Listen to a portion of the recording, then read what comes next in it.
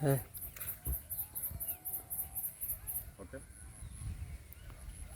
আসসালামু আলাইকুম। এখন আমি আপনাদের মাঝে একটা গুরুত্বপূর্ণ একটা গাছ নিয়ে কথা বলবো।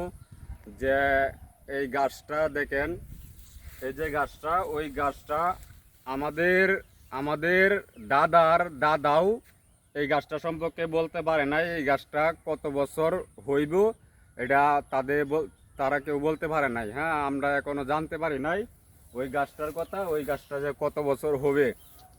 তাহলে আপনারা ওই গাছটা দেখে বলবেন। এটা কিন্তু গরিপুর থানা, ভিতরে গরিপুর থানা আর সূর্যগুনা গ্রাম আর হিম্মতনগর গ্রাম, এই দুইটার মাঝখানে ওই গাছটা, ঠিক আছে।